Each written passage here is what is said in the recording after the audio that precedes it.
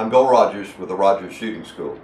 I'm here to show you our product that's called our dual magazine coupler. It comes out of the package. It looks just like this with what we call a top round protector that's connected to a band. To install the magazines, if we're talking about a standard magazine, you'll notice that the front of the magazine has a flat, square, flat surface here. That flat adapts to this flat that we're talking about.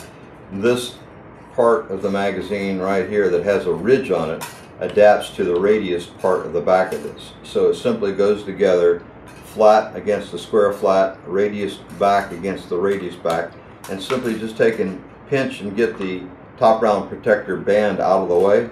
Just insert it and rock it down. You just want to make sure it goes and seats all the way down. It seats against the false bottom because we use this as a monopod when we're shooting, and we need the standoff off the ground to take care of our body armor. So now I'm going to take the band and pull it over to the other side. Do the same thing, flat against the flat. Work it down, all the way down.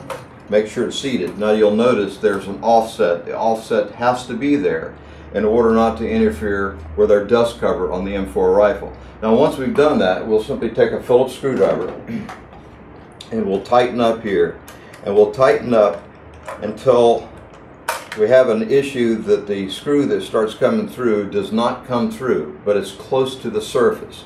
And by tightening up this, we've locked this thing in place so that these magazines will not move. In order to service the magazines, you can always simply remove them by doing that. The magazines are protected. The bottom of the magazines are protected from dropping because we have a false bottom that supports those. So this is how you put the unit together. Now we're going to take and show you that we also offer this as a custom item. It has to come from the shooting school or HolsterOps.com, but it's designed to work with the MagPul magazines. And in doing so, we have to actually take and form these specifically for the MagPul magazine.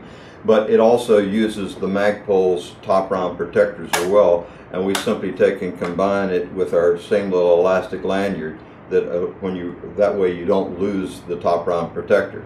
Now notice that our mag grip here allows us to use this product, so we can actually take and insert this product without causing any kind of problem.